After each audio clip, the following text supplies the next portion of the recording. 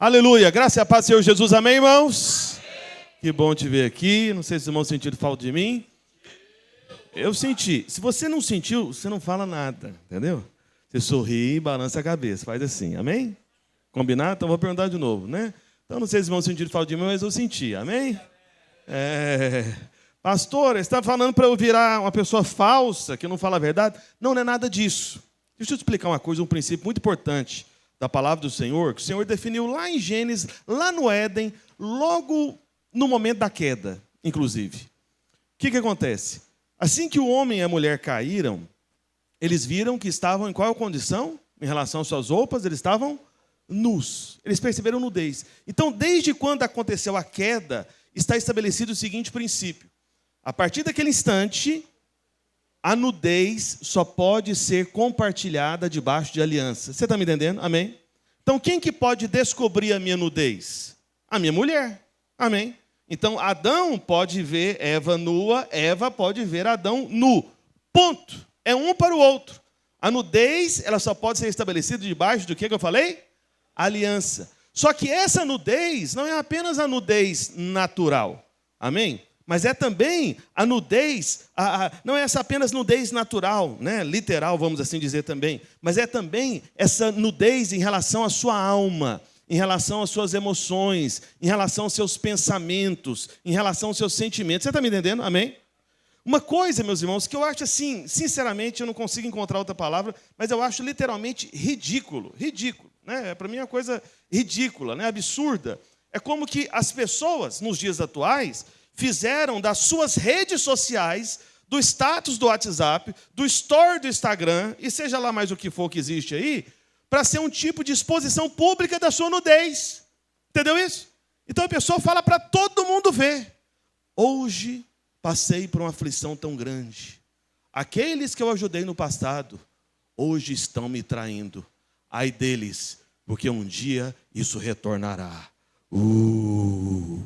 Meu Deus, que coisa ridícula, que coisa absurda. Para que fazer isso?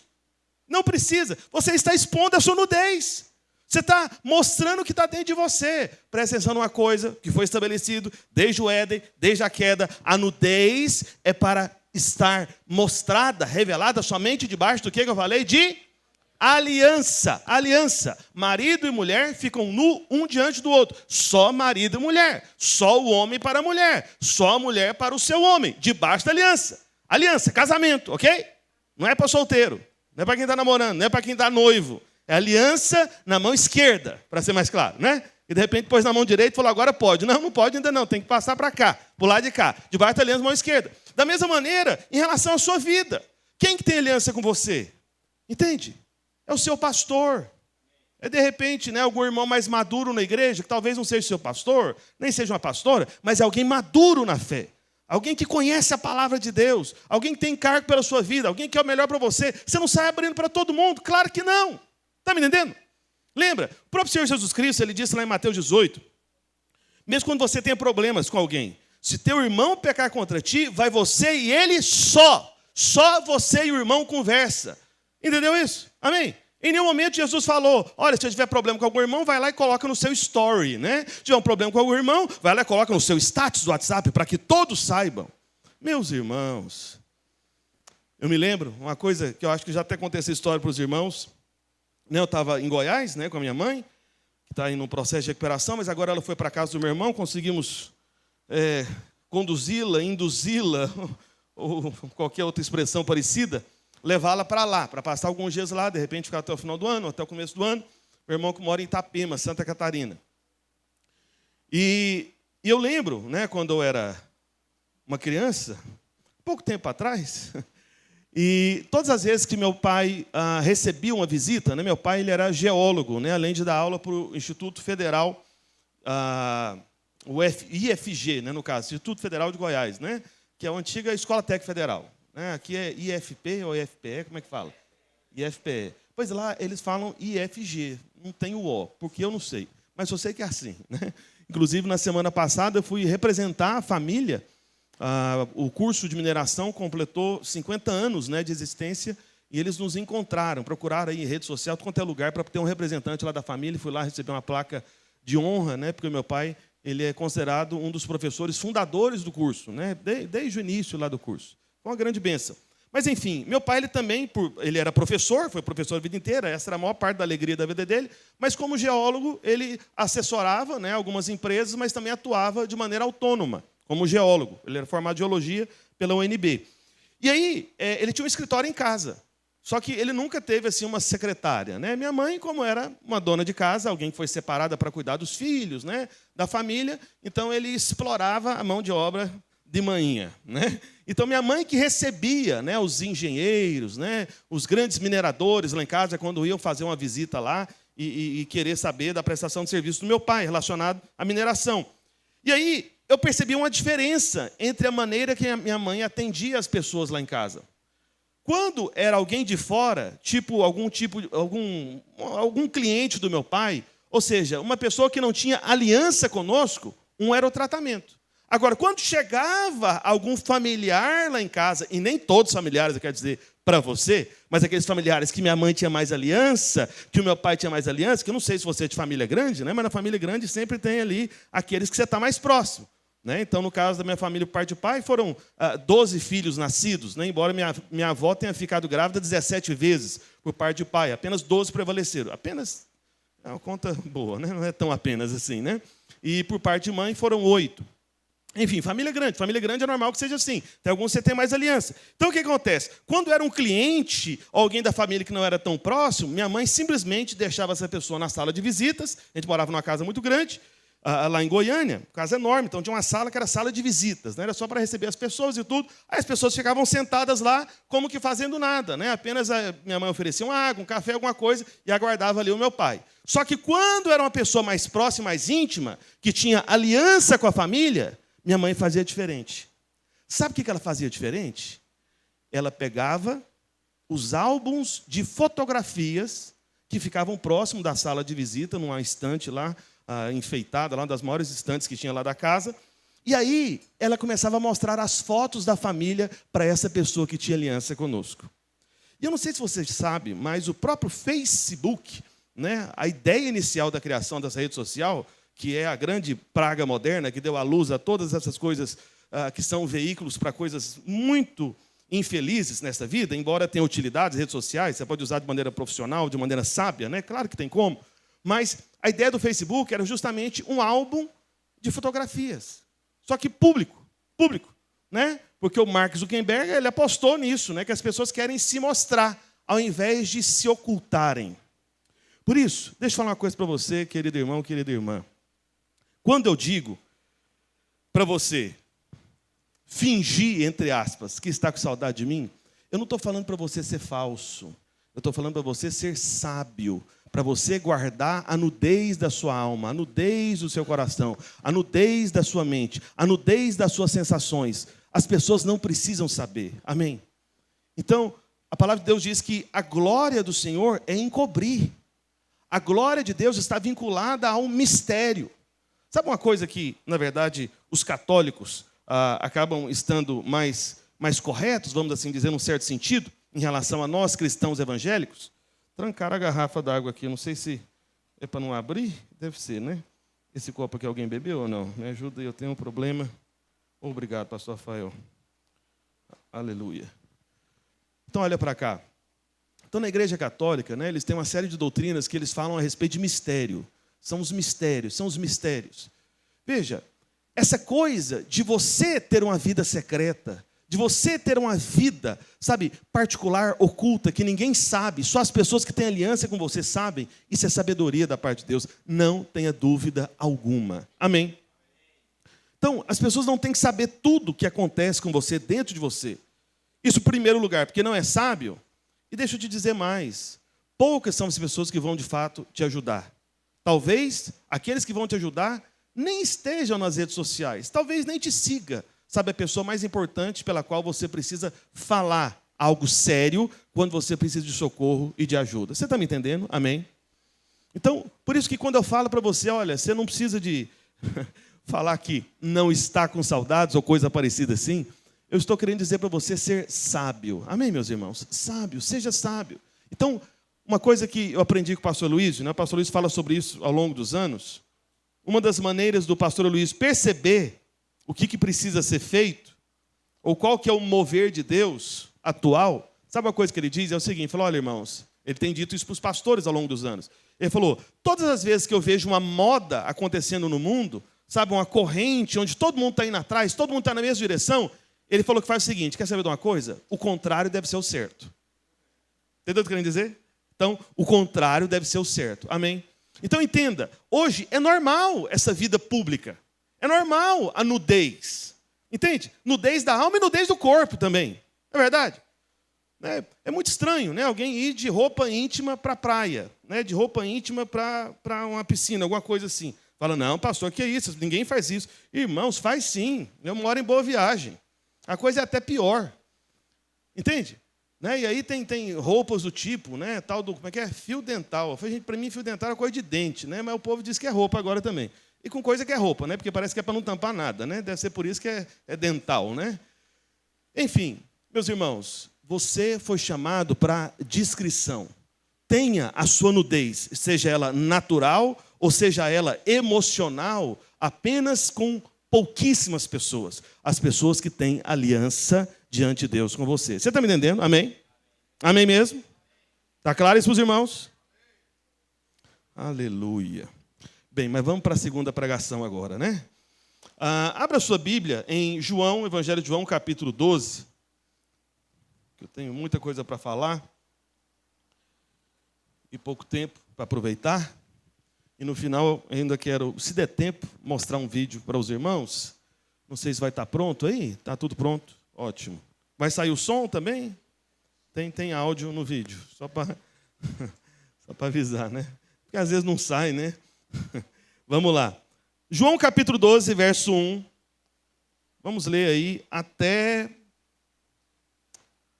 o verso 21. Vamos lá, acompanhe, por favor. A gente vai ler aqui um longo trecho da palavra do Senhor, mas é importante. Eu queria ler tudo do capítulo, mas não dá tempo. Vamos só até essa parte, até o verso 21. 6 dias antes da Páscoa, foi Jesus para Betânia, onde estava Lázaro. E lembrando que o Senhor Jesus foi crucificado na Páscoa. Amém? Então, tudo isso aqui próximo da cruz. A quem ele ressuscitara dentre os mortos. Deram-lhe, pois, ali uma ceia. Marta servia, sendo Lázaro um dos que estavam com ele à mesa. Então Maria, tomando uma libra de bálsamo de nardo puro, muito precioso, ungiu os pés de Jesus e os enxugou com seus cabelos. E encheu-se toda a casa com o perfume do bálsamo. Mas Judas Iscariotes, um dos seus discípulos, o que estava para traí-lo, disse: por que não se vendeu este perfume por 300 denários e não se deu aos pobres? Isso dizia ele, não porque tivesse cuidado dos pobres, mas porque era ladrão, e tendo a bolsa, tirava o que nela se lançava. Jesus, entretanto, disse: deixe-a, que ela guarde isso para o dia em que me embalsamarem, porque os pobres sempre os tendes convosco, mas a mim nem sempre me tendes. Soube numerosa multidão dos judeus que Jesus estava ali, e lá foram não só por causa dele, mas também para verem Lázaro, a quem ele ressuscitara dentre os mortos. Mas os principais sacerdotes resolveram matar também Lázaro, porque muitos dos judeus, por causa dele, voltavam crendo em Jesus. No dia seguinte, numerosa multidão que viera à festa, tendo ouvido que Jesus estava a caminho para Jerusalém, tomou ramos de palmeiras e saiu ao seu encontro, clamando: Hosana, bendito que vem em nome do Senhor, e que é rei de Israel.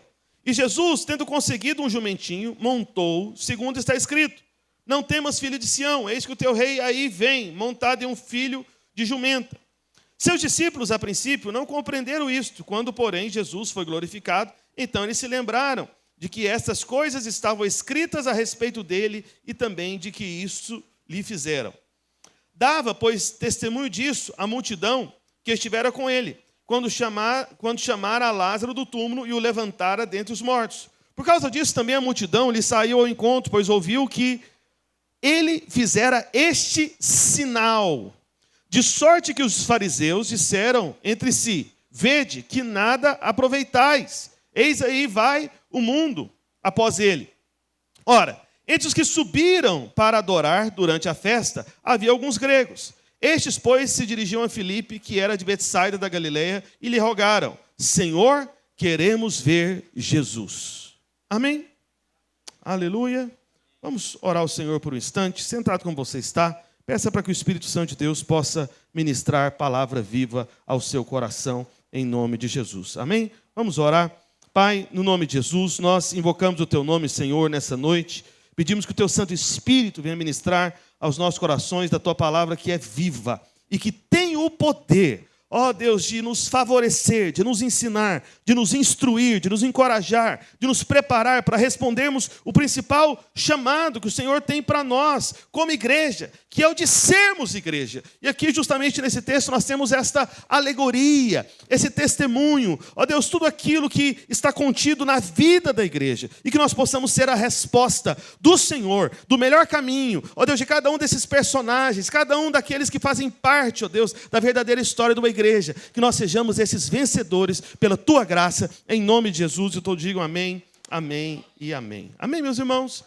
Veja, meus irmãos, é só um detalhe, abrindo um parênteses aqui rapidinho, que eu esqueci de falar antes de ler o texto bíblico, mas os irmãos estão acompanhando tanto a confissão, quanto o versículo, né, do jejum, isso a gente costuma fazer, só que pela primeira vez nós temos feito aqui em Recife desafios diários. Eu não sei se os irmãos têm acompanhado, né?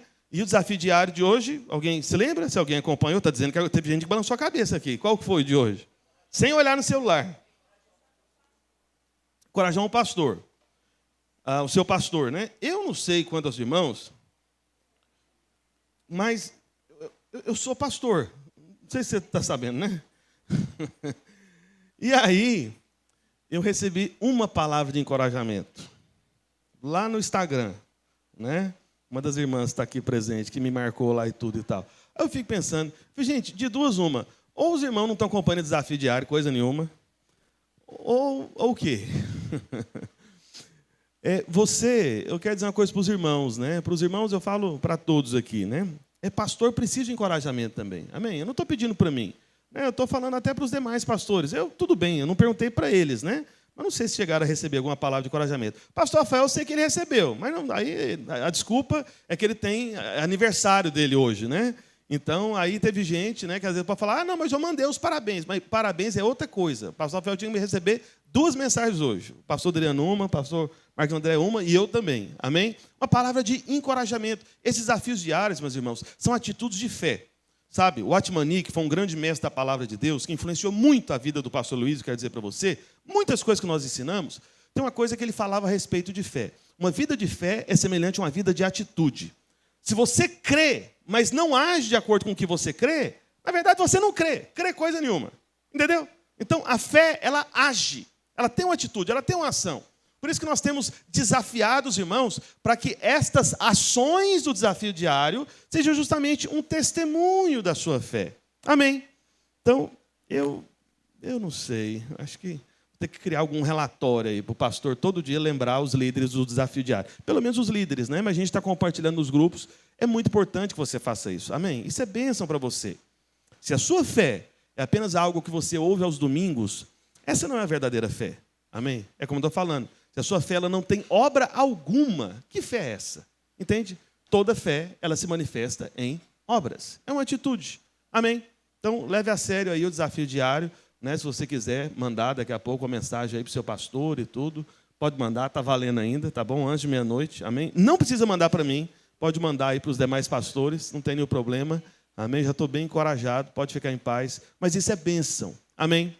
Mas vamos voltar para cá. Veja, meus irmãos, sim.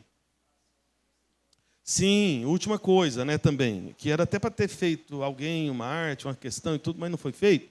A partir de amanhã, irmãos, era para a gente ter divulgado isso melhor, mas, enfim, eu falhei, né? Foi falha minha. Eu vou conseguir resolver isso em algum momento. Mas amanhã, a partir de amanhã, de segunda a sexta-feira, é a última semana do jejum agora. Então, nessa última semana, nós vamos ter oração aqui no prédio da igreja, às 6 horas da manhã.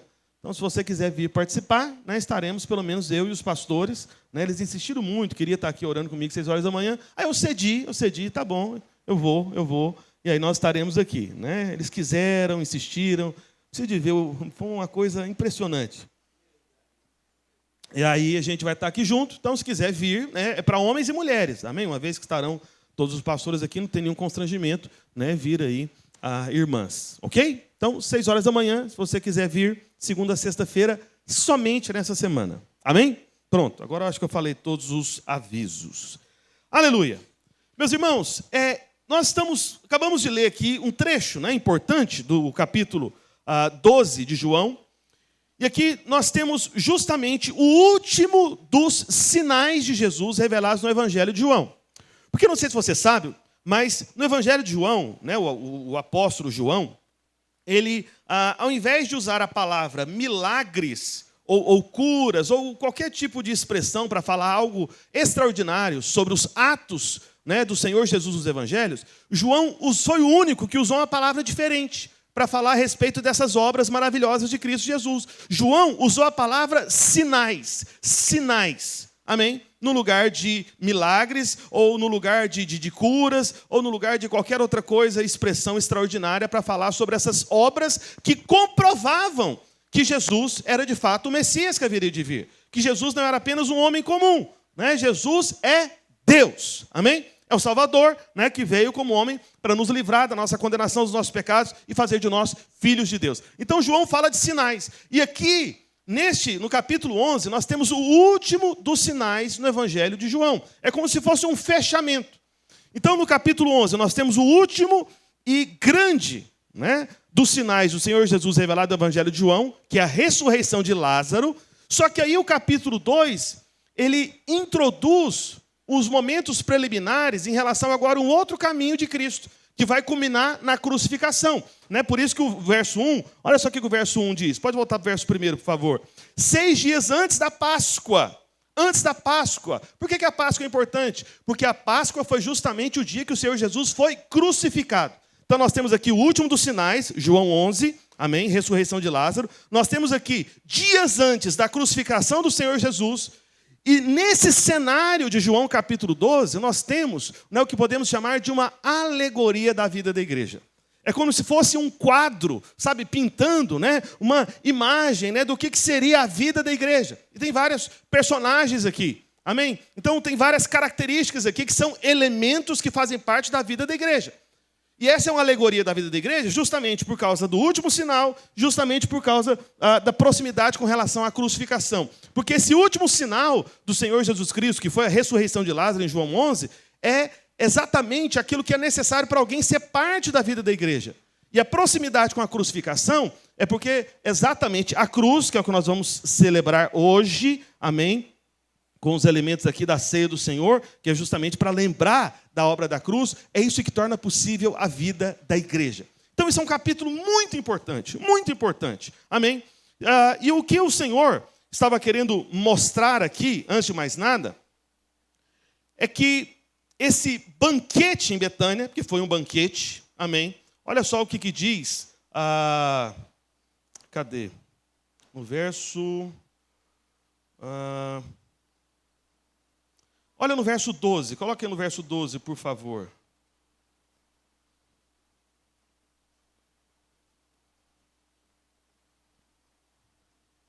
Olha só, no dia seguinte, a numerosa multidão que viera à festa. Amém? Fala festa. Amém? Então, eu quero começar a falar para você aqui quais são esses elementos dessa alegoria. E por que eu comecei aqui pela palavra festa? Porque você vê no início do texto que fala de uma ceia. Só que essa ceia não era uma ceia relacionada a algo que acontecia pela manhã, na verdade, algo que acontecia no final da tarde. A própria palavra original dessa ideia também, ou à noite. Mas aqui no verso 12 fica ainda mais claro, né, que são aqueles que tinham ido a uma festa. Então, a vida da igreja ela está conectada a uma festa. Então, antes de mais nada, em primeiro lugar, a igreja é um lugar de comunhão. Comunhão no sentido de festa. Comunhão no sentido de alegria. Comunhão no sentido de celebração. Amém? Então, a primeira coisa que nós vemos nessa casa em Betânia é que Jesus estava presente para essa ceia, para essa festa, para essa celebração. Se você for observar lá em Mateus 8, a Bíblia diz que o Senhor Jesus, ele não tinha onde reclinar a sua cabeça. É assim que ele fala a respeito do seu ministério. Só que uma vez que a vida da igreja, sabe, o estilo de vida da igreja, que é essa vida uns aos outros, que é essa vida de grupo, conectada, amém? Não é uma vida isolada, solitária. Porque, infelizmente, hoje, né, e nas redes sociais isso é muito comum, infelizmente, né, eu posso dizer e repetir, infelizmente, né, muitas pessoas têm uma ideia equivocada a respeito do que é a igreja. E aí tem pessoas que chegam ao absurdo de dizer o seguinte: não, eu não preciso de ir à igreja, porque eu sou a igreja. Mentira, mentira. Não é verdade, você não é a igreja. A igreja somos nós. A igreja é coletivo, porque a igreja é o corpo do Senhor Jesus Cristo. E você não é o corpo do Senhor Jesus Cristo. Você é um dos membros do corpo de Cristo. Então, se não tem membros, não tem igreja. Se é membro sozinho, não é igreja. Você pode ser templo, santuário do Espírito, mas não é igreja. Igreja só acontece quando 2 ou 3 estão reunidos no nome dele. Igreja só acontece quando a célula está reunida. Igreja só acontece quando nós estamos reunidos aqui aos domingos, às quartas-feiras. Isso é igreja. Por isso nós estamos igrejando, reunindo a célula todos os dias. Eu não sei se os irmãos sabem, né? Mas nessa semana, até porque esse jejum, né, que o pastor Luiz fez, que nós estamos acompanhando, é o jejum que eu posso dizer assim, mais conectado a essa maneira de edificar a igreja, que com certeza é a maneira de Deus, que é através das células. Porque você lembra? A coisa mais antiga que Deus está envolvido, conectado, é uma célula. Antes de Deus criar qualquer coisa, antes que qualquer anjo, qualquer outra criatura fosse criada, antes que qualquer planeta, constelação, antes que qualquer outra coisa que você sabe que foi criada, os anjos, os seres celestiais, estava Deus. E sempre foi Deus, um Deus, sendo 3 pessoas. Sempre foi Pai, Filho e Espírito Santo. Deus sempre esteve numa célula celestial. Sempre foi assim, desde o eterno passado. Essa é a vida de Deus, é a vida corporativa, é a vida coletiva, é a vida do grupo. Por isso que igrejar é você estar reunindo com os irmãos, sabe, continuamente, constantemente. E o próprio pastor Luiz, com esse entendimento, lá em Goiânia, que não sei se os irmãos acompanham, né, o jejum de Goiânia lá, eu recomendo que você acompanhe sempre, tá bom? Mesmo que não seja o mesmo tema aqui, com certeza você vai ser enriquecido. E o pastor Luiz, normalmente, ele faz um culto à noite para todos os membros dos 10 prédios irem lá para a videira do Bueno, onde ele prega a palavra do livro. Esse é o normal, amém? Como a gente fazia aqui uma época. Só que nessa última semana do jejum, essa semana que se passou, porque lá em Goiânia concluiu o jejum, o que o pastor Luiz fez? Eu achei isso até um milagre. Falei, rapaz, que coisa impressionante. Porque o pastor Luiz, ele viu que igrejar está conectado a essa questão da célula, estar juntos, irmãos, continuamente. Então, lá em Goiânia, nessa última semana do jejum, não teve reunião lá na Arena Bueno.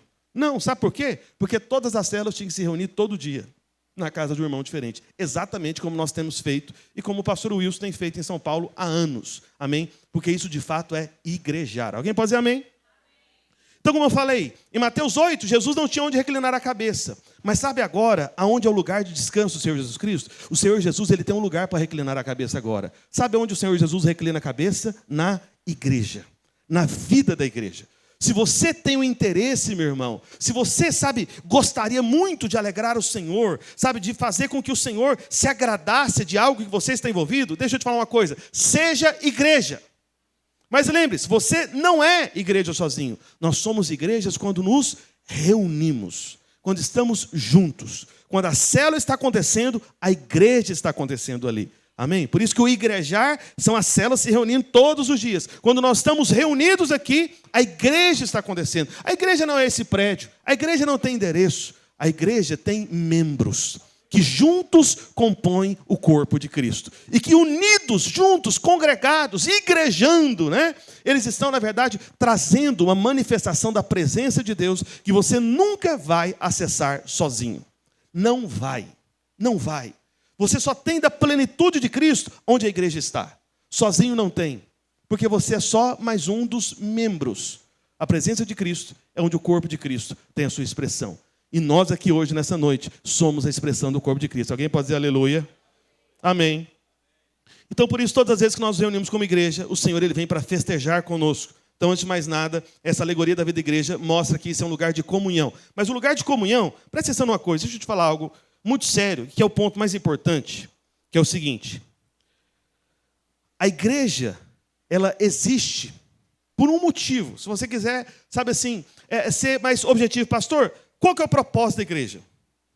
É ser expressão de Cristo, do corpo de Cristo. Amém? É o corpo de Cristo.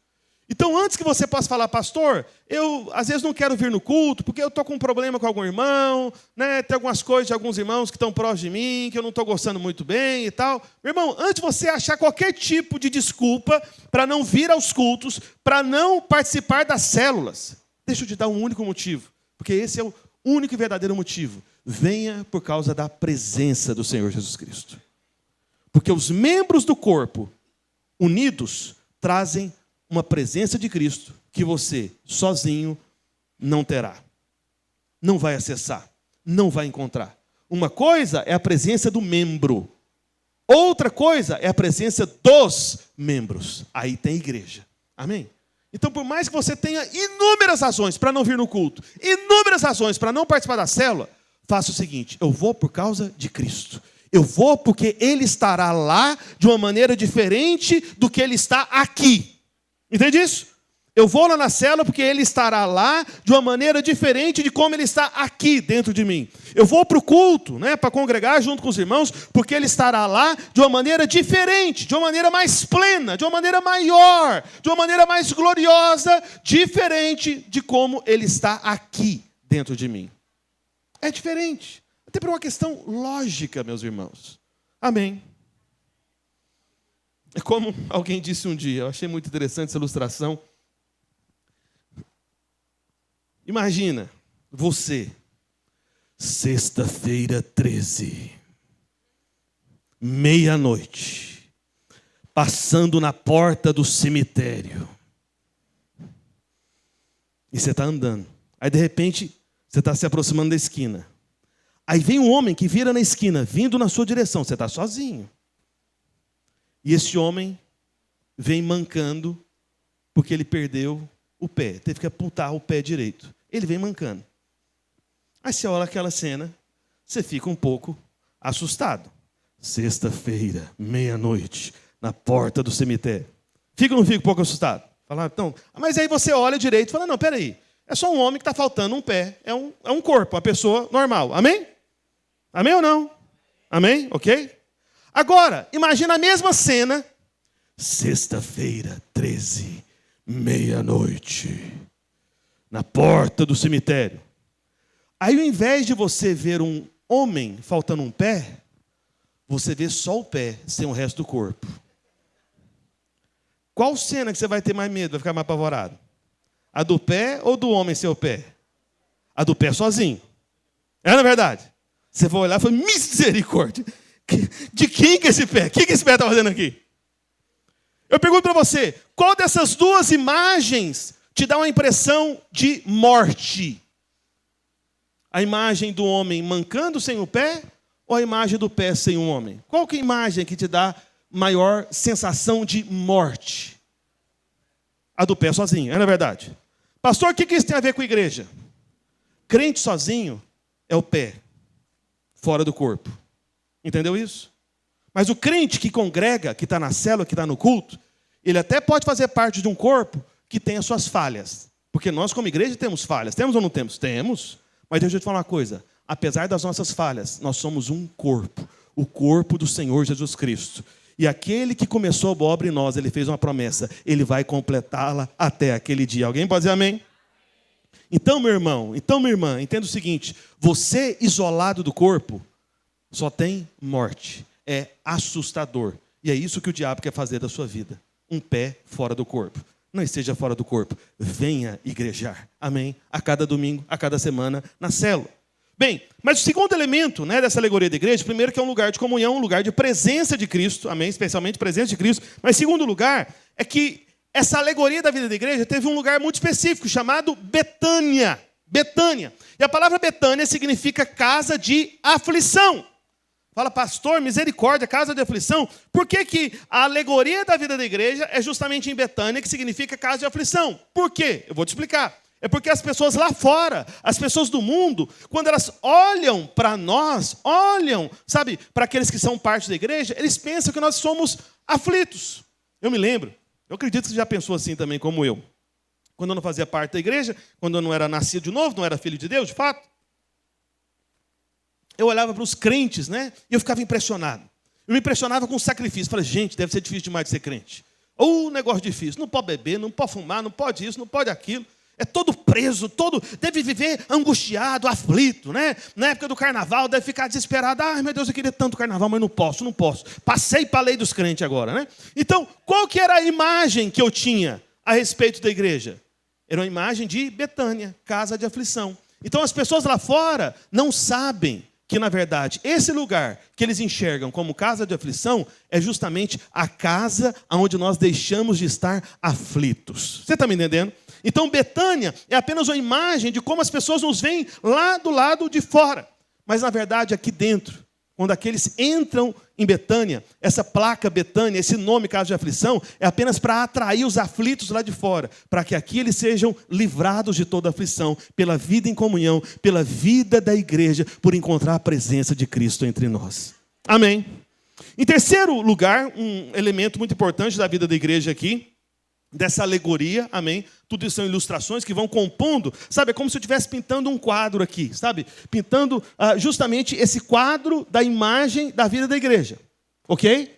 Então nós temos que a igreja é um lugar de comunhão, especialmente a presença de Cristo, é comunhão uns com os outros, mas especialmente com Cristo, porque quando estamos juntos, nós temos mais de Cristo, então é comunhão com Ele, presença de Cristo, esse é o ponto mais importante. Depois nós temos Betânia, que é a imagem que as pessoas têm de fora, mas que atrai os aflitos de fora para perder a sua aflição pela comunhão com a presença de Cristo. Mas o terceiro elemento, né, que compõe essa alegoria da vida da igreja é Lázaro. Lázaro.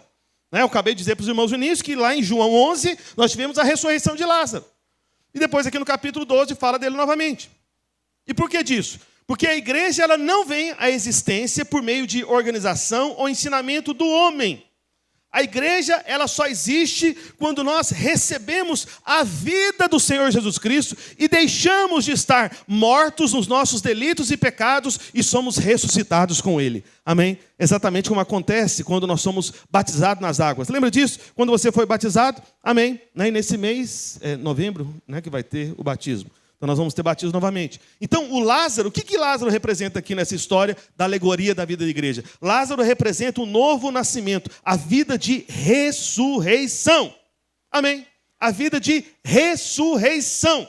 Então como Lázaro, nós estávamos mortos. Então o que é a igreja? A igreja é o lugar daqueles que estavam mortos, mas que foram vivificados em Cristo Jesus pela fé. Amém?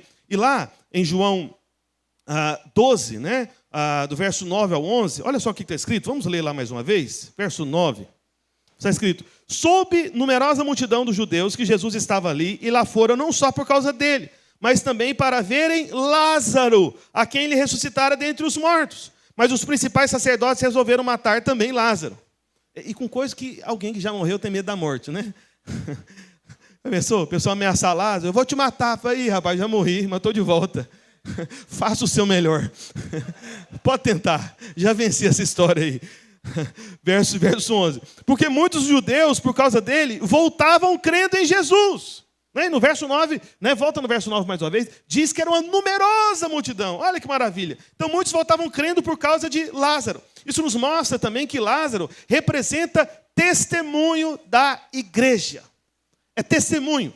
Lázaro também é um sinal de testemunho. Como assim testemunho, pastor? Deixa eu falar algo para você sobre redes sociais. Eu critiquei muitas coisas nas redes sociais. Deixa eu te falar algo muito positivo sobre rede social. Deixa eu te falar algo, sabe, que é um caminho de sabedoria para você usar bem as suas redes sociais. Aí sim vale a pena você usar as suas redes sociais. Como assim, pastor? Me fala, me ensina. O que eu posso fazer? Vou te explicar. Deixa eu te dizer uma coisa. Em qualquer rede social que você tenha, sempre você vai ter seguidores que nunca, jamais vai seguir um pastor. Tem ou não tem? Tem. Tem um monte de gente que se o cara vê lá no perfil, pastor, tô fora. Pastor, batedor de carteira de velhinha desavisada, explorador da fé, mau caráter, ladrão, Pastor, como é que você sabe disso? Porque é isso que eu falava antes de converter. Aí eu virei pastor. Você vê o senso de humor de Deus, Deus tem bom humor, não sei se você sabe, Então, eu fico imaginando o Senhor lá na glória, vendo eu criticar pastor, falar mal de pastor antes de converter. E o Senhor, de repente, chamando lá o anjo Gabriel, tadinho, vem cá para você ouvir o que ele está falando. Ele não sabe, em breve, ele vai virar ele vai ver o que eu vou fazer com o futuro da vida dele. Mas olha para cá. Então tem gente, meus irmãos, que nunca vai ouvir o pastor, mas que segue você. Porque você é colega de trabalho, você é vizinho, é amigo de infância, não sei, familiar. Entende? Pessoas têm aversão a pastor. Sabe uma coisa que você poderia fazer toda semana? Marca um dia da semana, segunda, ou sei lá, sexta, ou sábado, de repente, né? Para fazer, sabe o quê? Dar um breve testemunho da sua fé a respeito do que Jesus fez com você. Lembra do testemunho do cego? Eu era cego e agora eu vejo. Simples, poucas palavras. Então, uma coisa que você pode fazer na sua rede social é toda semana. Faça, de repente, no sábado, né? Você até, de repente, conecta o sábado, né, com o descanso. Você pode até falar, por exemplo, ó, nesse sábado, a partir de agora, desse sábado, eu vou sempre querer liberar eu não vou falar a palavra, né, que senão vai parecer já coisa de crente, né? Eu vou sempre falar algo para os meus seguidores relacionado a descanso. Porque, na verdade, o sábado era um dia de descanso. Mas eu descobri que existe alguém que é o verdadeiro descanso. E esse descanso você pode receber de graça, simplesmente crendo no Senhor Jesus Cristo. Antes eu era uma pessoa ansiosa, mas hoje eu não preciso mais do sábado, porque Jesus é meu sábado, Ele é meu descanso. Amém. Entende? Gastou um minuto? Não, nem um minuto deu, tenho certeza que não. Foram alguns segundos você falando. E aí pessoas que nunca vão seguir um pastor, pessoas que têm aversão à igreja, a coisa de crente, percebe? Mas inventou de seguir você. Aí você vai lá, coloca lá o seu rosto, faz um vídeo rápido de 30 segundos, ou de 1 minuto que seja, alguma coisa curta. E aí você simplesmente fala, e o que acontece? Aquela palavra atinge o coração daquela pessoa. Você está me entendendo? Então, o Lázaro representa na vida da igreja o poder da igreja de testemunhar. Então as pessoas começaram a se aproximar de Cristo por causa do testemunho de Lázaro. Por causa da história de Lázaro. E a sua história? Você já contou para as pessoas da sua família, por exemplo? Eu me lembro, o meu pai, né, e falando agora do meu pai, que já está com o Senhor, assim que eu nasci de novo, eu aproveitei uma ocasião de festa de aniversário do meu pai para honrá-lo na frente de toda a família.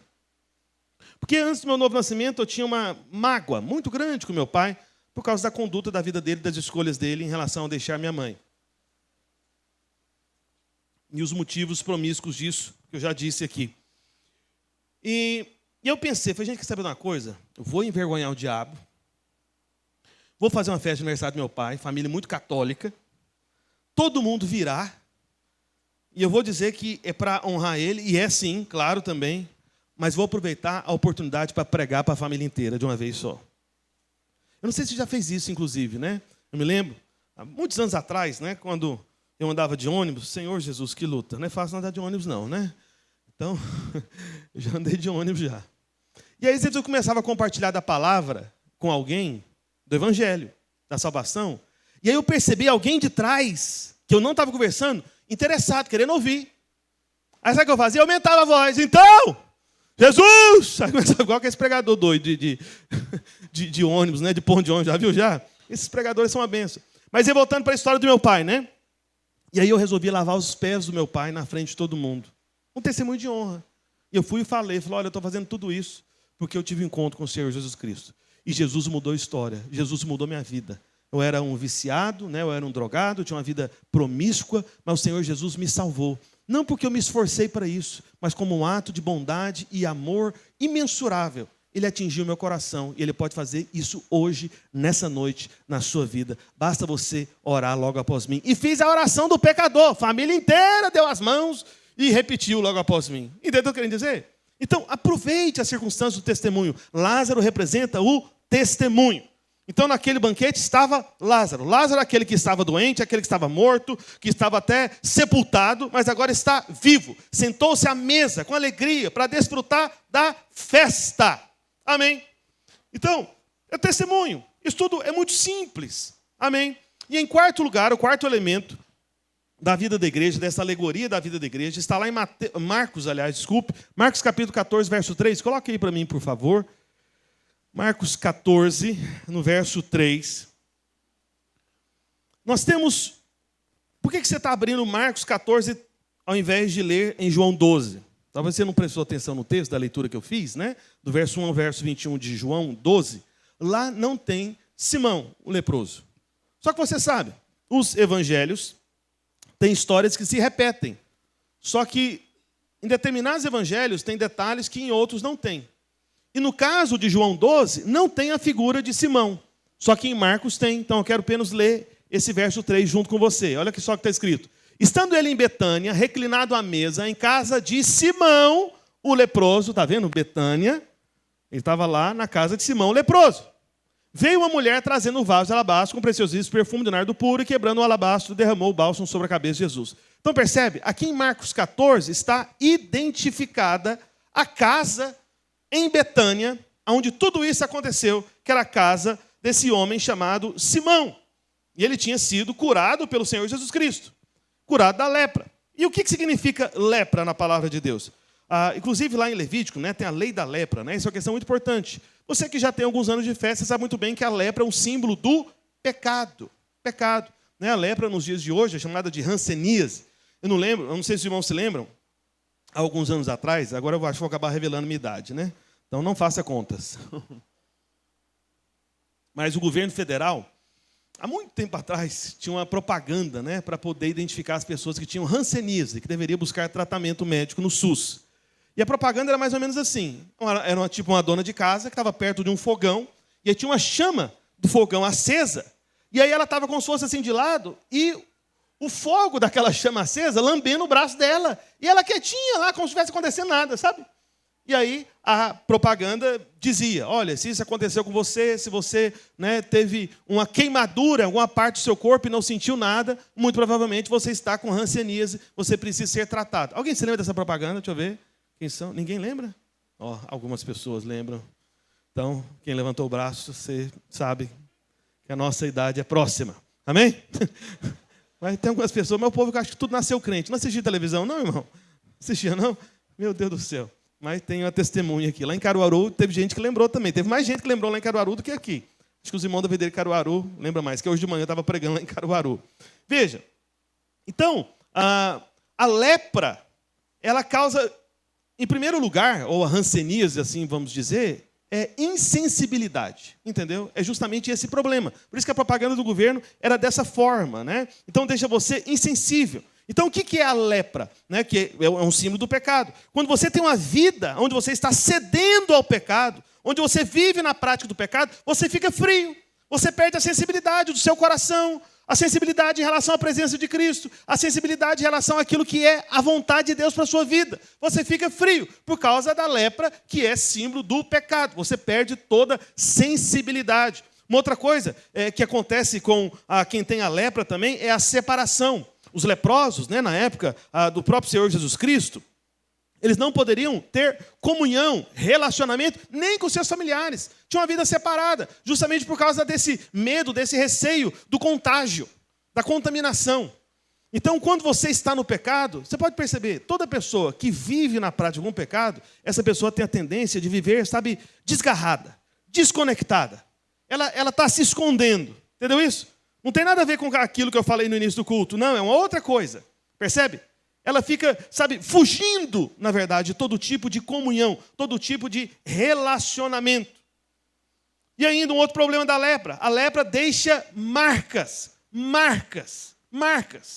Então o pecado, meu irmão, minha irmã, não é porque nós estamos na graça que a gente trata o pecado, sabe, como coisa pequena. Muito pelo contrário. Se você entender de fato a mensagem do Evangelho da Graça, você vai entender que aqueles que pregam realmente o Evangelho da graça de Deus é que entenderam que o pecado é algo tão grave que somente o Senhor Jesus Cristo poderia resolver. Nessas outras igrejas, onde pregam a lei, a obra humana, como forma de barganha com as bênçãos de Deus, ou como razão para merecer o relacionamento com Deus, eles pregam que, na verdade, é o homem que resolve o próprio pecado.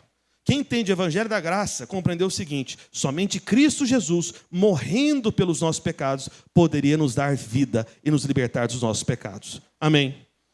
Por isso que Paulo diz lá em Romanos 6, depois você pode conferir: o pecado não terá domínio sobre vós, pois não estáis debaixo da lei, e sim da graça.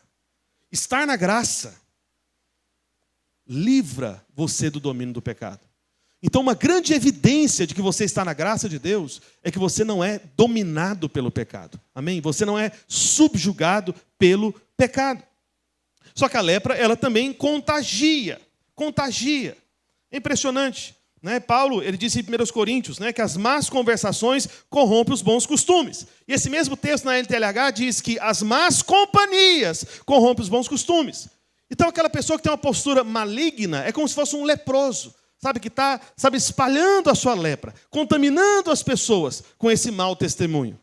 Paulo também fala na carta aos Hebreus para você tomar cuidado com toda raiz de amargura. O que é a raiz de amargura? É aquela coisa não resolvida no seu coração, na sua alma, nas suas emoções. Você está ressentido com alguém. De repente você foi injustiçado por alguém. Pessoas pecaram com você. Pessoas falharam com você. Isso é um fato. Mas você não deve deixar permanecer essa amargura no seu coração.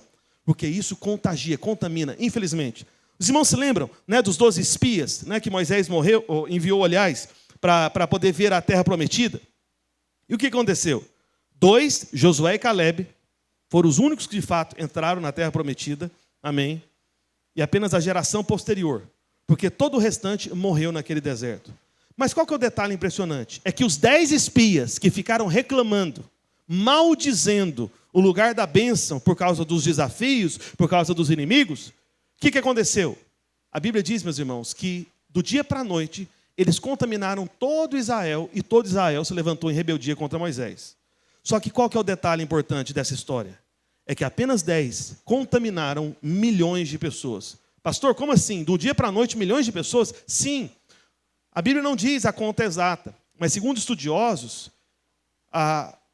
o povo de Israel, seguindo Moisés no deserto, era um grupo de entre 2 ou até 3 milhões de pessoas. Porque tem-se apenas a contagem dos homens, e essa dos homens pode se multiplicar em relação às mulheres, porque sempre tem mais mulheres que homens, e naquela época que não tinha Netflix, né, YouTube, Instagram, as pessoas tinham muito mais filhos. Então imagina quantas crianças que tinha naquele deserto. Então era entre 2 e 3 milhões de pessoas que foram contaminadas por causa da voz maligna, por causa da conversa cheia de pecados, de amargura, que contaminou todo Israel para se rebelar contra a liderança de Moisés. Isso num prazo de poucas horas. Então veja como é que o pecado pode contaminar as pessoas. Veja como é que uma conversa maligna pode corromper o coração das pessoas. Então você tem que tomar cuidado com isso. Só que tem um outro detalhe importante, que eu não disse ainda para concluir esse trecho, é que você pode perguntar, pastor, por que no texto de João não se menciona Simão o leproso? Por que não? Essa é uma questão. Por que não? Veja bem. Como aqui em João 12, nós temos o texto mais completo, e aquilo que de fato nós podemos ver como uma alegoria da vida da igreja, amém? Porque é uma menção ampla a respeito desse episódio da vida do Senhor Jesus Cristo, antes da cruz e após o último sinal no Evangelho de João. O que a gente pode concluir, na verdade?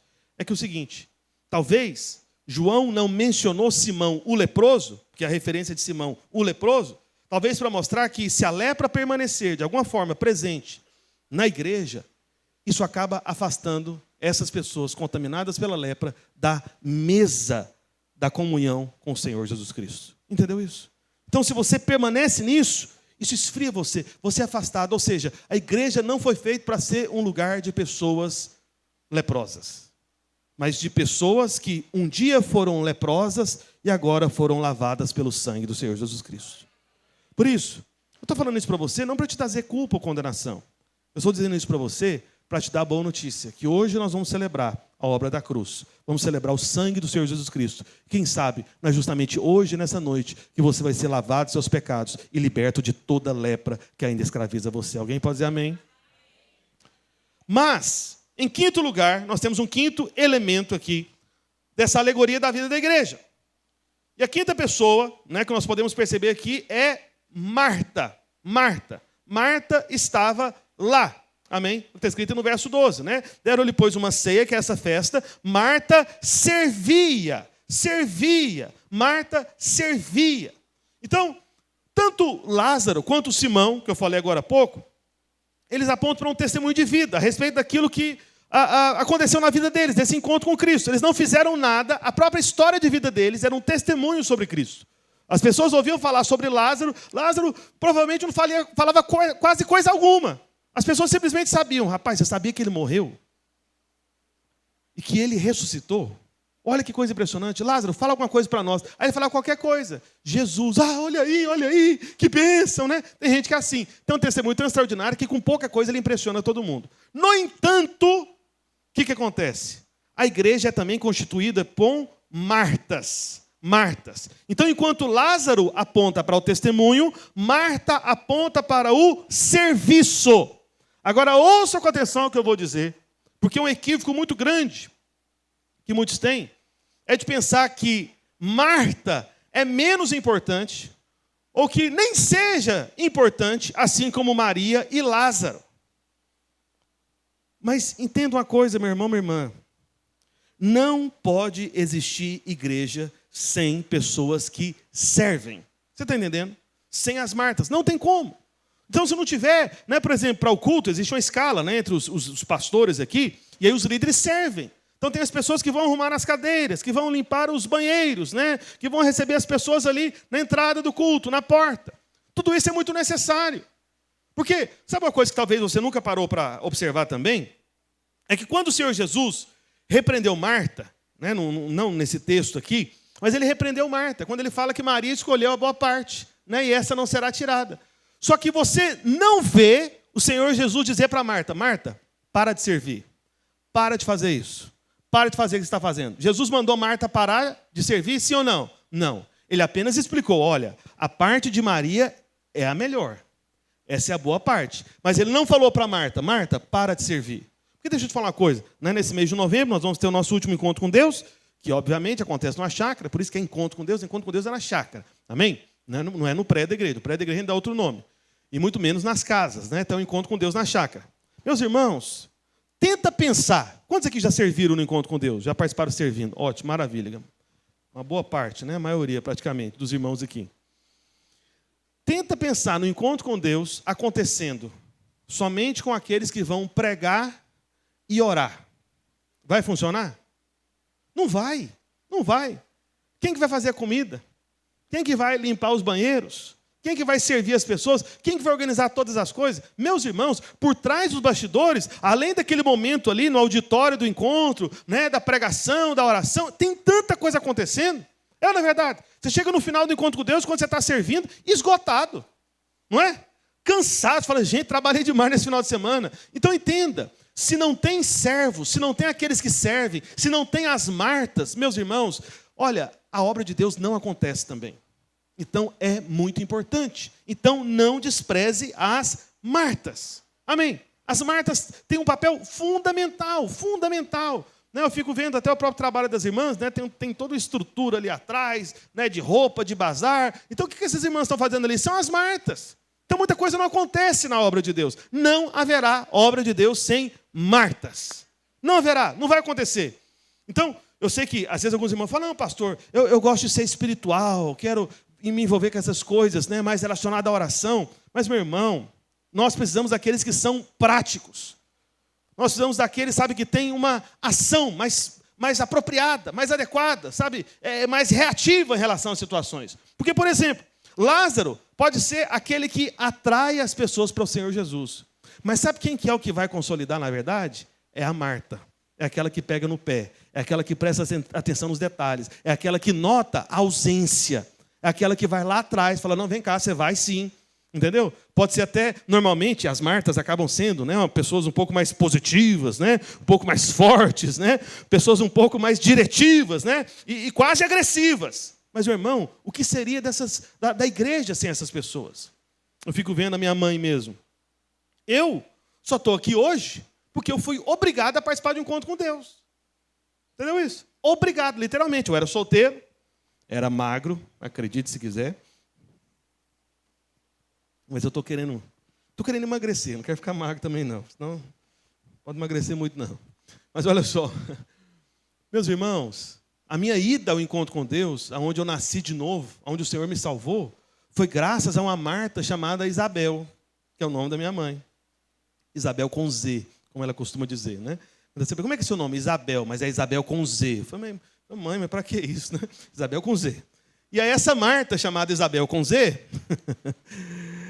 ela descobriu, achou drogas, né, lá em casa, né? Era a droga mais fraca que eu usava na época. e porque a situação era muito pior do que ela imaginava, e ela impôs, ela foi diretiva, ela foi essa mulher forte. Ela falou, olha, você vai participar desse encontro com Deus. Porque muita gente supõe, né, que as coisas de Deus só acontecem assim, quando é tudo muito espontâneo, quando tudo é muito espiritual, quando é tudo... Olha, eu tenho acreditado cada vez mais, embora eu não queira falar aqui de teologia, mas se você não entender, depois você pesquisa. Agora não. Nós temos que orar como verdadeiros calvinistas, né? Então, calvinista é aquele que enfatiza a soberania de Deus, para resumir bastante. Ore como um calvinista, mas trabalhe como um arminiano. Arminianos são aqueles irmãos que acreditam muito na obra humana, no poder de fazer as coisas. Porque, às vezes, em nome de se crer na soberania de Deus, e até na graça de Deus, que a graça normalmente é enfatizada pelos próprios calvinistas, né? Só para você ter uma ilustração das coisas, né? Presbiteriano é calvinista, assembleiano é arminiano. Só para você ter uma ilustração das coisas aqui. Então, o presbiteriano, ele pode até ter uma teologia correta, mas é muito parado, paralisado. Não faz coisa alguma. Não evangeliza. Entendeu? Não trabalha de fato. Agora, pega um assembleiano que nem sabe falar a língua portuguesa direito. Teologia toda troncha, toda errada. Às vezes é crente, prega a palavra de Deus e nunca leu a Bíblia, porque nem sabe ler. Mas olha o trabalho intenso, com afinco que ele faz. De ir atrás das vidas, de ir atrás das almas. Você está me entendendo? Amém? Então, Marta tem esse perfil trabalhador. Na verdade, eu vou dizer uma coisa para os irmãos, deixa eu confessar algo, abrindo meu coração aqui, claramente, para a igreja. Irmãos, sabe o que a gente mais precisa na vida da igreja, hoje, atualmente? Martas. Eu preciso de líderes, homens, que sejam... Qual que seria o masculino de Marta? Mário, né? Talvez. Porque Marto não tem, né? Mas seria Mário, né? Então nós precisaríamos de Marta. Muito mais Martas, no sentido masculino, no sentido feminino. No sentido do trabalho, de fazer acontecer as coisas. Você está entendendo? Porque do que adianta, né? Toda essa coisa. Eu tenho uma teologia correta, não, eu sei qual que é o melhor. Mas não faz nada. É passivo, é paralisado. É só um office boy. Entendeu? Alguém que dá a notícia, que manda a notícia.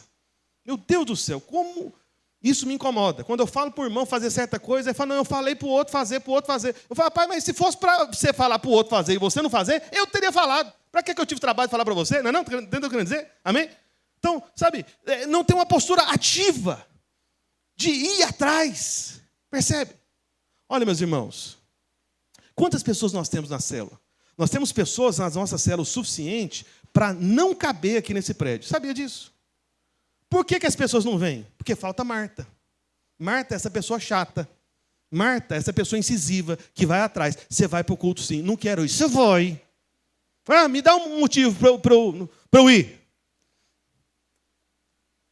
Não queira saber o que eu posso fazer com você. Entra agora e vamos para o culto. Entendeu? Alguma coisa desse tipo. Isso é Marta. São essas pessoas meio grosseiras, mas que fazem acontecer. Você está me entendendo? Amém, meus irmãos? Nós precisamos de mais Martas. E deixa eu te dizer, para concluir a questão da Marta aqui, que eu preciso falar ainda de outras coisas, preciso falar até do Judas, viu? Pastor Judas faz parte da vida da igreja? Pois é. Faz parte. Mas hoje não veio nenhum Judas. Amém? A gente mobilizou, porque a gente falou, não, vamos falar de Judas, hoje não vai ter Judas no culto. Ok? Então foi combinado e organizado, eles não vieram. Amém? Fique tranquilo. Mas deixa eu concluir algo aqui sobre Marta. Ouça com atenção. Queria já chamar... Aliás, queria chamar a mão para o teclado aqui, porque tem tanta coisa para a gente fazer ainda antes de encerrar. Já vem para cá que eu preciso terminar daqui a pouquinho. Ouça com atenção. A igreja só é digna no testemunho do seu Senhor quando imita a vida do seu Senhor. Olha para mim. O próprio Senhor Jesus Cristo, ele diz que veio para ser servido ou para servir? Servido ou servir? Servir. Ele falou, eu não vim para ser servido, eu vim para servir. E deixa eu te dizer mais, presta atenção no que eu vou dizer. O Senhor Jesus, ele é o principal servo em toda reunião da igreja. Quando você recebe uma palavra da parte de Deus que abençoa a sua vida, sabe o que aconteceu? Jesus serviu você. Sabe quando você está ministrando louvor e adoração e você é tocado pela presença de Deus, você percebe a vida de Deus invadindo você? É Jesus servindo você. Sabe quando o irmão vem para abençoar a sua vida, encorajar você e vai liberar uma palavra de bênção sobre a sua vida? O que acontece? é esse irmão sendo usado por Jesus, servindo você. Percebe? Jesus continua servindo. Ele continua servindo. Então, se você quer se identificar com Cristo, meu irmão, minha irmã, comece servindo. Seja um servo. Seja como Marta. Amém? A igreja é o lugar onde nós servimos uns aos outros. É o lugar onde os aflitos são consolados, os feridos são curados, os rejeitados são acolhidos, os famintos são alimentados. A igreja é o lugar onde existe a encarnação da misericórdia de Deus. E isso só é possível pelo serviço. Então que sejamos mais Martas. Alguém pode dizer amém? Bem, mas eu já introduzi falando a respeito de Judas. Mas eles não vieram, amém? Não tem nenhum aqui hoje. De vez em quando tem, mas hoje não tem, amém? Então nada de ficar olhando para o lado, quem será, quem será? É ele, Senhor, quem será? Não, eles não vieram, amém? Ótimo, então vamos continuar. Lá em João 12, verso 4, coloque aí para mim, por favor, João 12, verso 4. Quero ler aqui dos versos 4 ao 6. Os irmãos estão comigo aqui, amém? Olha para mim aqui, minha gente. Deixa eu esperar, isso, olha para cá. Veja bem, João 12, vamos ler até o verso 6, está escrito: mas Judas Iscariotes, um dos seus, o quê? Os irmãos, está aparecendo na tela aqui? Tá, né? O que eu falei, ninguém falou nada, deixa eu conferir, porque eu quase não acreditei agora. Isso, tá aparecendo mesmo. Então, mas Judas Iscariotes, um dos seus o quê? Agora, apareceu só agora talvez, né? Um dos seus discípulos, meu Deus do céu, Judas, um dos discípulos do Senhor Jesus. Meu irmão, se você é líder de qualquer grupo, seja ele pequeno ou grande, e o de Jesus aqui não era muito grande, eram 12, amém? Não é um grande grupo. Tinha Judas. Se no grupo de Jesus tinha Judas, é impossível a gente ter essa garantia de que não haverá Judas em algum grupo nosso, seja ele grande ou pequeno. Ok, mas vamos continuar. O que estava para traí-lo disse, continua, vamos lá, verso 5. Por que não se vendeu este perfume por 300 denários e não se deu aos pobres? Isso disse ele, não porque tivesse cuidado dos pobres, mas porque era ladrão e tendo a bolsa tirava o que nela se lançava. Presta atenção numa coisa aqui, meus irmãos. Judas simboliza aqueles que estão na igreja, mas que ainda vivem na carne, ou que talvez nem nasceram de novo. Nem nasceram de novo. É possível ter alguém no nosso meio que não nasceu de novo? Claro que sim. É possível, né? Ter alguém no meio da célula ali que de repente não teve um encontro verdadeiro com Cristo? Claro que sim. Então isso faz parte do ambiente da igreja. E essas pessoas normalmente elas amam mais o dinheiro, a Mamon, né, que é o Deus das riquezas, né, revelado no Novo Testamento. Eles amam mais o dinheiro, mais a Mamon do que a Deus. Então Judas achou que era um desperdício gastar algo tão precioso com Jesus. Porque aquele perfume tinha custado 300 denários. O que são 300 denários? Olha, o denário era o valor de um dia de trabalho, de um trabalhador. Eu não sei aqui em Pernambuco, mas lá em Goiás, a diária de um pedreiro, um bom pedreiro, um excelente pedreiro, é em torno de uns 300 reais. Chega a 300 reais. Eu não sei se aqui chega a tanto. Agora multiplique 300 por 360. Vai dar quanto? Mais ou menos é em torno de 100 mil reais. Então imagina, um perfume que custou 100 mil reais sendo entregue ao Senhor Jesus Cristo. Realmente é caro. Só que qual que é o problema de Judas? Não é falar que é caro, é falar que é um desperdício. É falar que não é necessário, é falar que está exagerando. Então sempre existem pessoas que acham que é exagero o que nós fazemos na igreja. E deixa eu te falar mais, querido irmão, querida irmã, olha para cá, não converse agora, que eu vou dizer muito sério. E se isso acontece no seu coração, infelizmente eu tenho que te dizer, sem querer te culpar e condenar, eu estou te falando para te ensinar, para que você aprenda, para que você clame ao Senhor e fale, Senhor, me livra disso. Todas as vezes que no seu coração, na sua mente, você acalenta pensamentos dizendo que, por exemplo, a gente teve aqui os dizimistas entregando o dízimo, aqui agora há pouco, o que você pensa a respeito disso? Para você é um exagero? Para você é um desperdício? Para você não precisa de fazer isso? Eu tenho que dizer uma coisa, meu irmão, se para você é um exagero, se para você é um desperdício, essa é a mente de Judas. Esse é o coração de Judas. Esse é o espírito de Judas. Essa é a atitude de Judas. E não é só em relação ao dinheiro, não, é em relação a outras coisas. Outras coisas. Por exemplo, liderar a célula, né? Tem gente que acha um absurdo, né? Ter o compromisso de liderar a célula. Misericórdia. Deus que me livre. Toda semana liderando célula. Que exagero. O que eu vou ganhar com isso? A igreja cobrando isso de mim? Ser anfitrião toda semana? Que exagero. Quem são essas pessoas que condenam tudo o que nós fazemos como exagero? São aqueles que, infelizmente, estão na carne, mas que estão revelando, em outras palavras, o espírito de Judas. Acha tudo desequilibrado, acha tudo desnecessário. Mas o que é impressionante é que Judas questionou a oferta de Maria de 300 denários, 300 moedas. Maria foi e deu 300 moedas. No caso eram 300 denários. Só que Jesus vai, aliás, Jesus não, Judas. Aí Jesus vem, Judas de novo. Está tão difícil falar de Judas, né? Eu só falo de Jesus, né? Meu Deus do céu. É difícil ficar falando de Judas mesmo. Maria deu uma oferta equivalente a 300 denários. Judas, por apenas 30 moedas, traiu o Senhor Jesus. Maria é a que dá 300. E Judas é o que trai por 30. Apenas 10% da quantidade de moedas foi o suficiente para ele ser contaminado e trair o Senhor Jesus Cristo. Veja que triste. Então a vida da igreja é simbolizada por cada um desses personagens. Simão preparou uma casa para o Senhor. Marta o servia. Maria o amava. Lázaro testemunhava. E Judas estava ali para traí-lo. O resultado disso foi que muitos creram no Senhor. Então a igreja é também um lugar onde pecadores são transformados. Só que é triste saber que existem pessoas na igreja que jamais foram transformadas.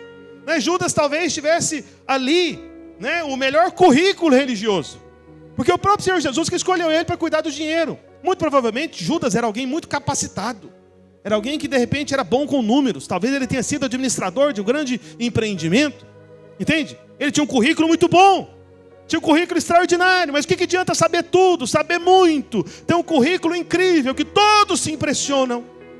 Mas que tem um coração tão ruim em relação àquilo que é entregue ao Senhor Jesus. Em relação àquilo que é feito pelo Senhor Jesus. Em relação àquilo que é realizado na obra de Deus, na casa de Deus, que é a igreja.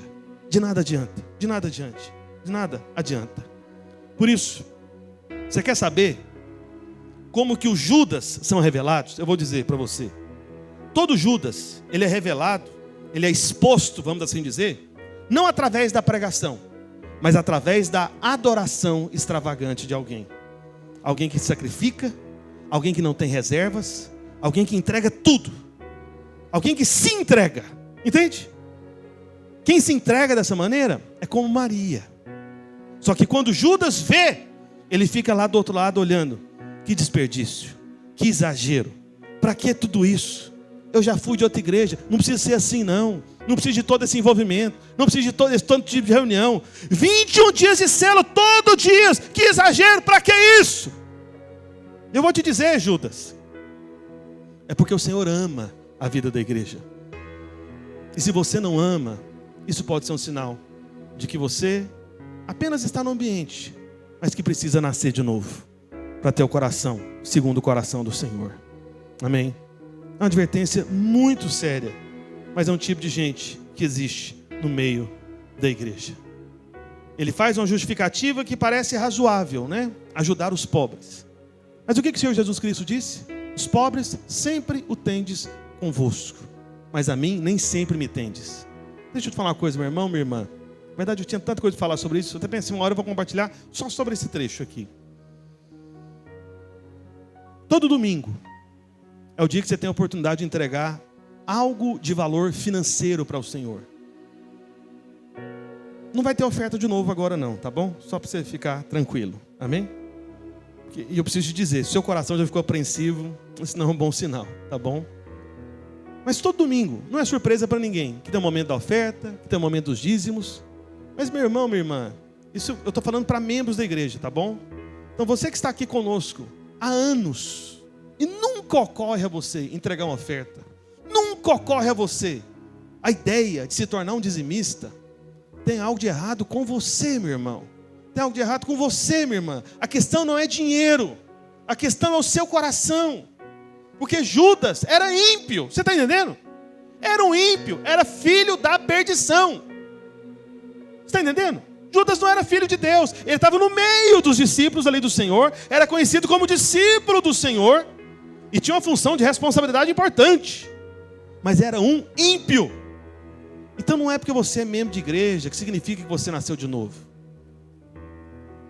O sinal de que você nasceu de novo é um coração transformado, liberado. E agora eu chego no último dos personagens ou dos elementos dessa grande alegoria da igreja, que é Maria. Maria. Eu não sei se você já observou, nós temos o slogan da visão aqui na entrada. Está lá ainda ou caiu, hein? Está lá ainda, né? Ou não? Nem reparei. Se está ou não está? Cadê os pastores? O slogan da visão está lá pregado? No corredor? Não? Precisa colocar de novo, né? Enfim. Mas uma visão, né, que o Senhor deu ao pastor Aloísio, e essa é a estrutura que nós temos como igreja, é que o nosso encargo é edificar uma igreja. Alguém se lembra? Igreja de quê? Os irmãos lembram mesmo, amém? Igreja de vencedores. Deixa eu traduzir para você essa primeira frase do slogan da visão, que é a questão mais importante. Sabe o que é uma igreja de vencedores? Eu vou te falar. É uma igreja de Marias. Seria como se fosse uma igreja mariana. Não que sejamos católicos, amém? Mas é uma igreja mariana. É uma igreja onde homens e mulheres têm o coração de Maria. Maria é esse testemunho dos vencedores na vida da igreja. Representa aqueles irmãos que amam muito o Senhor e derramam o que tem de mais precioso aos pés do Senhor. Amam tanto o Senhor que dão o melhor para o Senhor. Não tem limites. Eles se entregam por completo. Se é para orar, vamos orar. Se é para jejuar, vamos jejuar. Se é para contribuir, vamos contribuir. Se é para dar o dízimo, vou dar o dízimo mesmo. Se é para evangelizar, vamos evangelizar. Se é para fazer inscrição no encontro, ele faz inscrição no encontro. Se é para trazer as pessoas para o culto, ele traz pessoas do culto. Em tudo ele é intenso, ele não tem reservas, ele não tem medidas, ele não fica, fazendo poupanças, né, em relação à sua energia, em relação ao seu tempo, em relação ao seu esforço, ele não tem uma agenda secreta, porque tem irmãos que têm uma agenda secreta. Eu já percebi isso já. Às vezes até gente próxima de mim. Tem um dia que ele não atende telefone, está entendendo? Que ele não vai responder você, porque ele não está disponível. Amém? Que ele tem reservas. Maria não é assim, não. Não. Maria se entrega. Maria se entrega. Não tem reservas. Entrega tudo. Tudo. Maria é apresentada como exemplo de adorador. Uma verdadeira adoradora. O ato de ungir o Senhor com perfume de nardo preciosíssimo é um símbolo da nossa adoração, que é recebida como um perfume diante de Deus. Todos esses elementos fazem parte da vida da igreja. Mas, meu irmão, o auge da vida da igreja é quando nós temos muitas Marias entre nós, que escolheram a boa parte, a melhor parte. Aleluia. Fique em pé onde você está. Pode acender as luzes.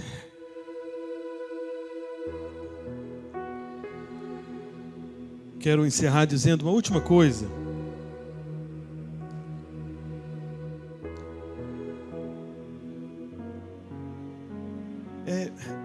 Uma coisa é você ter o seu coração marcado pelo Senhor Jesus. E essa é a primeira parte do caminho. E todos nós que estamos aqui, eu creio que fomos marcados nos nossos corações pelo Senhor Jesus. Alguém pode dizer amém? Só que uma outra coisa diferente, que só Maria entende, é a graça de você poder marcar o coração do próprio Senhor Jesus. Isso só Maria causa. Isso só Maria provoca. Com essa entrega desmedida, inconsequente, com essa rendição, esse tipo de oferecimento desequilibrado, que parece alguém para tentar ter que ajudar, fala, não, você está dando muito, não, você está servindo muito, não, você está se entregando muito, não, você está sacrificando muito. Maria está lá, alegre, fazendo com felicidade, estampada no rosto. Isso vem e marca o coração do Senhor Jesus. Se você examinar os 4 evangelhos, em nenhum momento Jesus fala para lembrar de alguém aonde fosse anunciada a mensagem do evangelho dele. A única vez que Jesus faz isso é fazendo referência a Maria. Aonde for pregado o meu evangelho, será falado da história dela, para a memória dela. Por quê? Porque é uma vencedora. Amém. Eu não sei quanto a você, mas eu entendo que, além de todos esses personagens que nós temos na história, mais do que qualquer um, nós somos chamados para sermos como Maria. Amém. Eu quero chamar os servos aqui para frente, para nós distribuirmos os elementos da ceia. A ceia é justamente aquilo que é servido na mesa. Os servos já podem começar a distribuir já, por favor, para a gente adiantar o tempo. Você que já foi batizado numa igreja cristã evangélica, pode pegar os elementos da ceia. Assim que você fizer isso, eu quero que você aproveite esse instante, esses próximos segundos. Assim que você pegar os elementos da ceia, eu quero que você comece a orar ao Senhor. Fala: Senhor, faz de mim como Maria. Dá-me um coração como o coração de Maria. Fala para o Senhor: Senhor, livra-me de ter reservas. Livra-me, ó Deus, de ficar medindo a minha entrega, o meu sacrifício, a minha oferta. Livra-me, Senhor, da avareza. Livra-me, Senhor, da indisposição de estar envolvido na tua casa. Faz de mim como Maria. Amém. Você que já recebeu os elementos da ceia, eu quero fazer uma oração antes de nós orarmos pelos elementos da ceia, porque a ceia é a mesa do Senhor. É uma oração de entrega da vida ao Senhor Jesus Cristo. Talvez tenha alguém nos visitando hoje que nunca entregou a sua vida ao Senhor Jesus Cristo. É como um Simão da história, mas o Simão que não foi livrado da lepra ainda, que precisa de nascer de novo. Ou é como Lázaro, que estava morto, e no seu caso, morto nos seus pecados, mas Jesus chamou você até aqui para te dar vida, de graça, sem mérito e sem merecimento.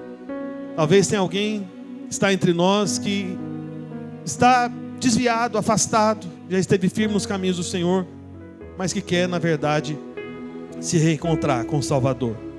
Então, para qualquer um desses casos, essa oração para você. Mas para que ninguém se constranja, nós vamos repetir essa oração todos juntos, a uma só voz. Amém? Coloque a mão no seu peito, no seu coração, e repita logo após mim. Diga assim: Senhor Jesus, eu reconheço que sou um pecador, como Simão leproso, e estou morto por causa dos meus pecados, como Lázaro antes da ressurreição.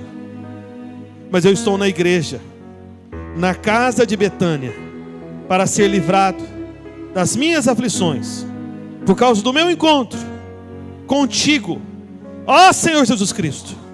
Eu resolvo crer com o meu coração e confessar com a minha boca: Tu és o meu Salvador. Amém. Amém?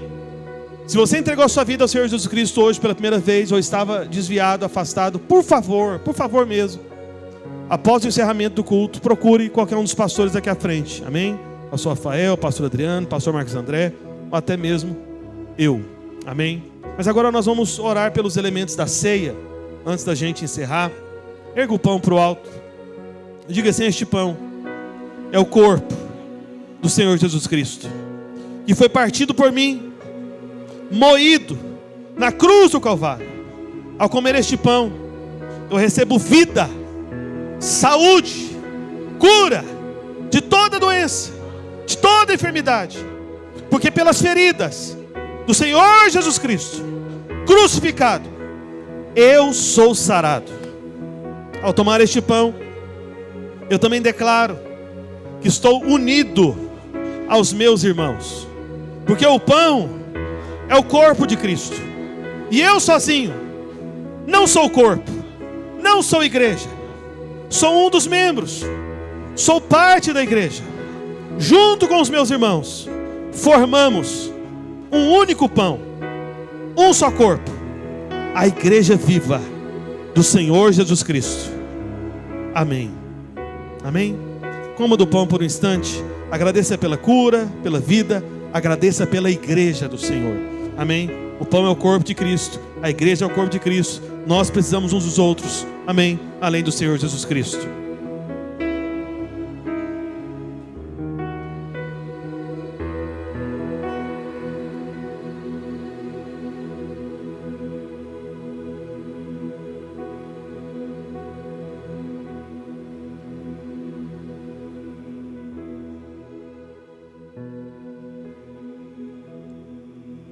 Erga o cálice, por favor. Diga assim: este cálice é a nova aliança, feita no sangue do Senhor Jesus Cristo. Ao tomar esse cálice, eu estou declarando que eu já fui lavado de toda a lepra, como Simão. Eu fui lavado dos meus pecados, e sobre mim não há mais culpa. Ao tomar esse cálice, eu estou recebendo vida, a vida de Deus, que ressuscita os mortos, como Lázaro.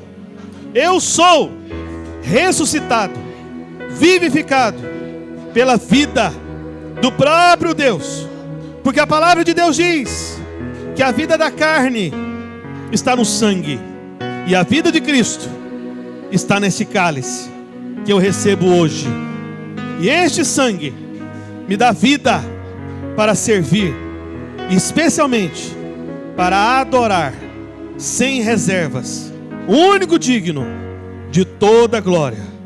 Ao tomar esse cálice, eu te peço, Senhor, faz de mim como Maria, aquela que o Senhor ordenou ser lembrada, aonde chegasse a boa notícia do Evangelho da Graça, a nova aliança, o teu sangue.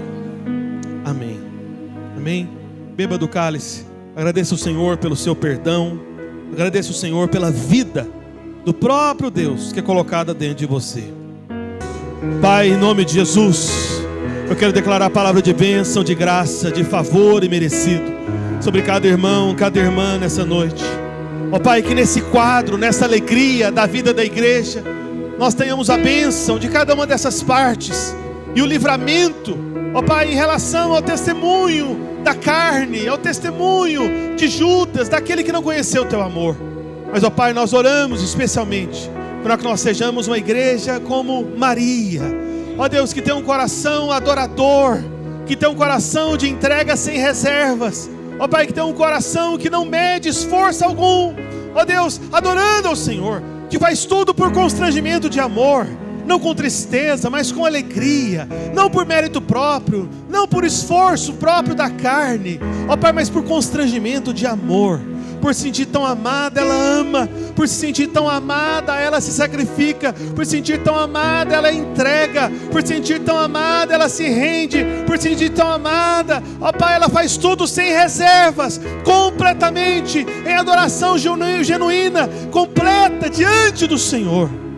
Ó Espírito Santo de Deus, dá-nos esse coração, dá-nos a disposição do serviço sacrificial, das Martas também. Faz de nós homens e mulheres que testemunham, ó Deus, como testemunho de Lázaro. Ó Pai, em nome de Jesus, eu declaro que toda lepra do pecado é removida da vida dos meus irmãos, das minhas irmãs. Aqueles que eram como Simão leproso são transformados em homens e mulheres de Deus, curados pela graça, lavados pelo sangue do Senhor Jesus Cristo. Ó Pai, em nome de Jesus, dá-nos essa alegria da perspectiva do céu em relação à vida do Senhor, em relação à igreja, que nós possamos igrejar mais e mais, ó Deus, não apenas por um propósito, não apenas por uma campanha, mas que essa seja a nossa vida comum, diária, não apenas durante o jejum, que nós tenhamos essa alegria de fazermos a igreja o lugar do teu descanso, aonde o Senhor quer estar, aonde o teu corpo se manifesta, a plenitude da tua presença, ó Senhor Jesus Cristo. Amém, amém e amém. Amém. Deus abençoe a sua vida em nome de Jesus. Vai debaixo da graça, da paz do Senhor para sua casa. Amém. Que o Senhor te guarde, te livre de todo o mal e que você tenha uma semana igrejando um coração como o de Maria. Amém. Diga para pelo menos 2 ou 3 irmãos, fala para ele: meu irmão, você faz parte da vida da igreja. Falei na vida da igreja, eu tenho certeza que você tem um coração como o coração de Maria. Amém. Fazendo isso, estamos encerrando nossa reunião. Vai debaixo da graça, da paz, Senhor Jesus. Obrigado por ter ficado até o final. Amém.